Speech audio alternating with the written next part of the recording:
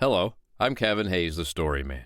Welcome to the Nightly Bedtime Story Podcast, where you can hear a bedtime story every night.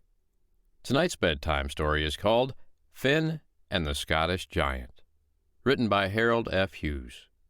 This story is one told by the Irish peasants in explaining a bridge of rock off the northern coast of their country. It is a typical Finn story, showing that leader's strength and his wisdom. The giant who had a secret strength is found in the folklore of many nations. No doubt you remember the Bible hero Samson, who lost his strength with the cutting of his long hair. You may compare him with the Scottish giant. A young listener asked for this story a while back. You know who you are, and here it is.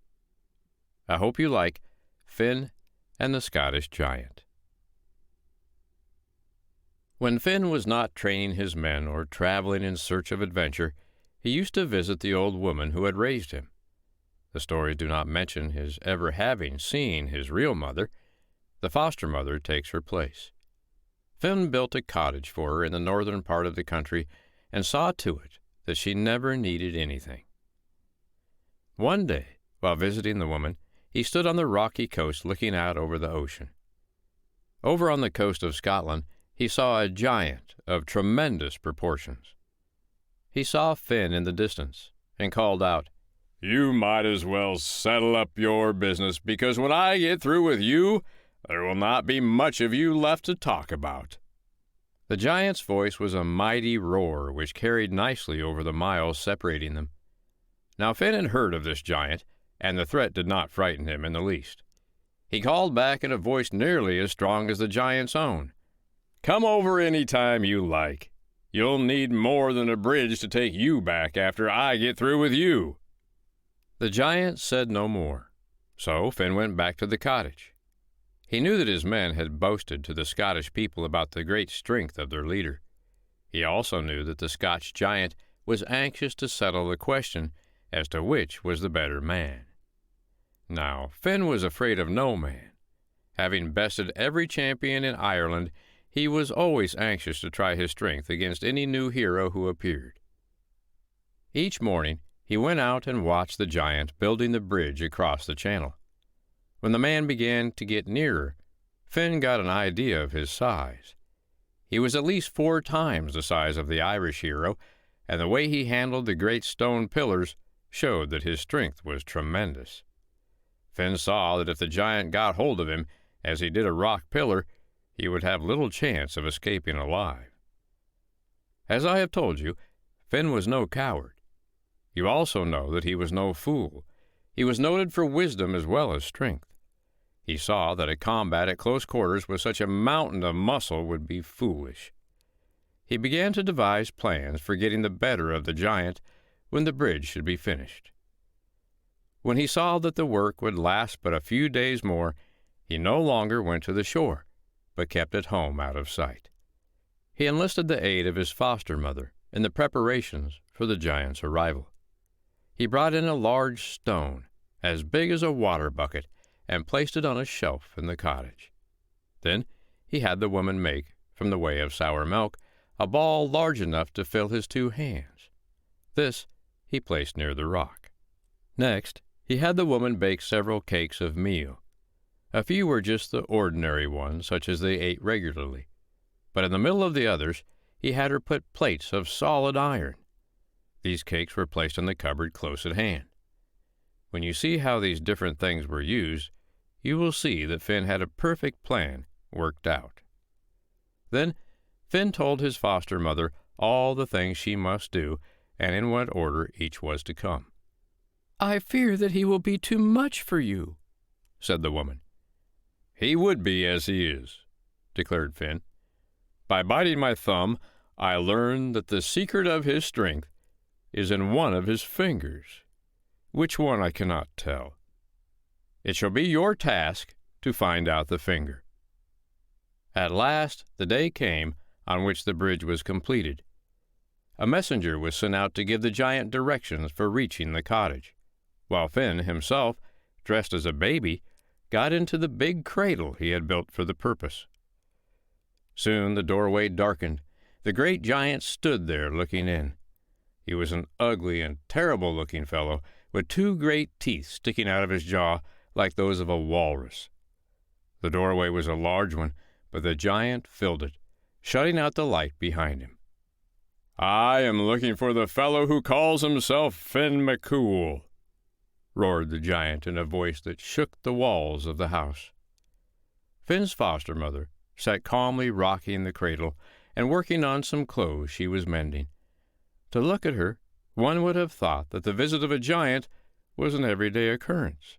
"And who might you be?" she asked. "That's no matter," growled the giant. "I've come from Scotland to see him, and I'm in a hurry." "Oh, you must be that foolish fellow who thinks he wants to have a trial with Finn," suggested the woman. "Foolish!" roared the giant. "Show me where he is, and you will soon find out which one is the foolish one." "Come right in," said the woman. "I am very sorry, but Finn is away and will not be back until tomorrow. He waited for you as long as he could. You see, you were so long in coming, he decided that you had become frightened and had turned back, so he went off to attend to some business. Just as he left, he said to me, 'If that fellow from Scotland gets here while I am gone, treat him well and get him to stay. I would not miss knocking a trial out of him at any cost.'" "Well, he won't miss me," answered the giant. "I'll wait." "Come right in, then," said the woman. "I will give you a bite to eat." The giant thrust himself through the doorway into the room. Inside, where he could straighten himself up, he looked more terrible than before. As there was no seat in the cottage big enough for him, he leaned against the wall, which bulged out with his weight.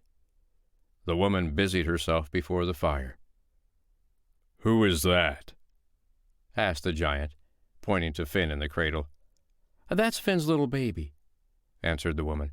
"I wish you would be more quiet while you are in here.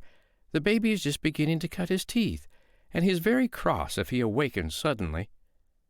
The giant really tried to soften his voice, but the result was very funny. When he was speaking very softly, his voice was like that of a foghorn in a coast lighthouse. "Dear me," sighed the woman after a while, "this fire draws so poorly. The wind is in the wrong direction. If Finn were here, he would turn the house around so that the fire would do better." "What Finn can do will be only a small task for me," said the giant. He went outside, took the house by one corner, and turned it so that it faced in a different direction. You can believe that the woman was thoroughly frightened to see this exhibition of strength. She wondered what chance Finn would have against such a man. Still, she believed in his wisdom, so she continued to carry out her instructions. When the giant came back, she seemed very calm. "Well, how is that?" asked the giant when he came in again. "The fire draws better," she admitted.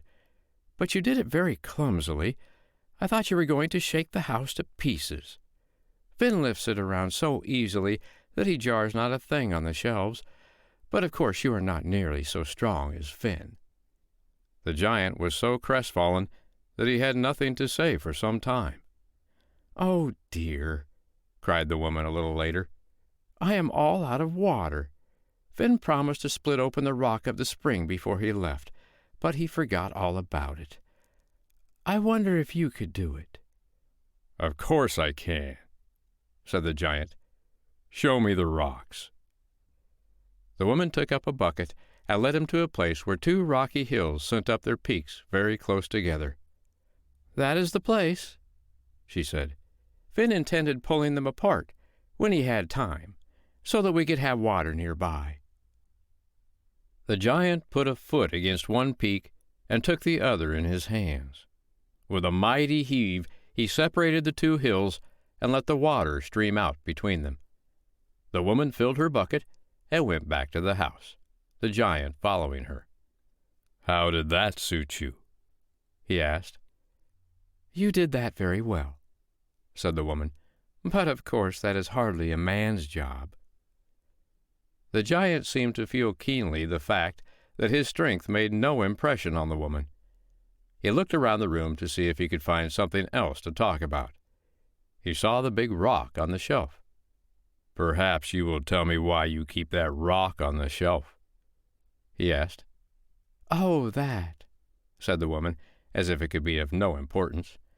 "That is just a little trick of Finn's. He uses it to practice on in the mornings." "Ho, ho!" laughed the giant. "Why should he practice with such a rock as that?" He picked it up and tossed it from hand to hand as though it were an orange. "He keeps up the strength of his fingers with it," answered the woman. "Each morning he squeezes the water out of a rock. If you are the man Finn is, you can do the same." The giant took the stone in his two hands and squeezed with all his might and main. Of course, no water could come out of a solid rock. The first finger of his right hand sank into the stone with his efforts. "Your one finger has a little strength," said the woman. "If the rest of you had the force of that finger, you might get a few drops." "It is that finger which gives me my strength," the foolish giant told her. Once more he took up the rock and squeezed the rock harder than ever, with no result. The baby in the cradle set up a lusty cry.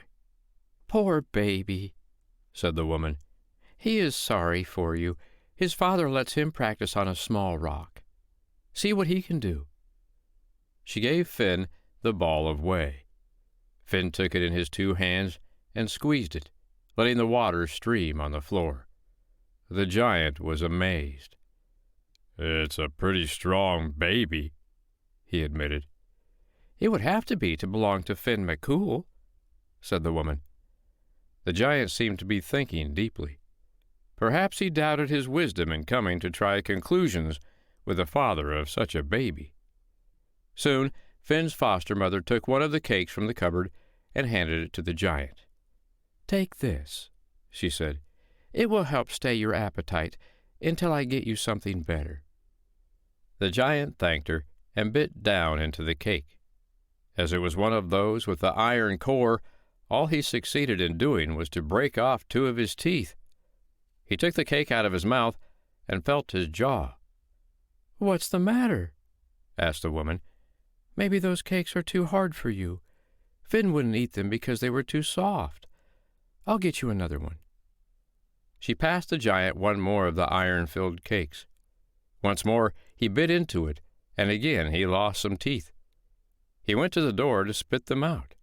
He did not seem to care for these cakes. "You say Finn doesn't like cakes as soft as that?" he asked. "He won't touch them," she answered. "He leaves them for the baby." She took one of the ordinary cakes and gave it to Finn in the cradle. The giant looked on to see what happened. Finn ate the cake ravenously. The giant was more puzzled than ever. He called for another cake and bit into it with all the strength of his jaws. It would be hard to tell just how many teeth he lost this time, but he could not get a bite off the cake. The woman gave Finn another, and again it went down in a hurry. "And you say he is just getting his teeth?" asked the giant. "Just a few have come," she answered. "I'd like to have a feel of such teeth," said the giant. He put his strong finger in Finn's mouth and felt for the teeth. This was just what Finn had been waiting for. As soon as the finger was in his mouth, he clamped down his teeth and bit it off. With the loss of his finger, the giant's extraordinary strength left him. Finn tore off the bedclothes and set upon him like a whirlwind. The walls bulged out. Most of the house was ruined. Finn's foster mother watched from the outside of the house. Soon she had the satisfaction of seeing the giant come dashing out of the house with Finn hammering him as he ran. Only the fact that the giant's legs were very long saved him from a worse beating. He got out on his bridge as fast as he could, nor did he slow down until he got a good distance from the Irish shore. Then he threw down the pillars as fast as he could so that Finn would be unable to follow him. The giant never tried to come back. He cleared out all the pillars on the Scottish side, but you can well believe he never went near the Irish shore again. To this day, you can still see them standing out into the water, just as he left them in his hurry. The people call the remaining pillars the Giant's Causeway, and this is the story they tell as to how it happens to be there. The end. Well, either that's a very tall tale, or not. I guess that's for you to decide. Either way, I hope you enjoyed tonight's bedtime story, Finn and the Scottish Giant, written by Harold F. Hughes. I'm Kevin Hayes, the Story Man. I'll be back tomorrow night to read you another bedtime story. But for tonight, good night.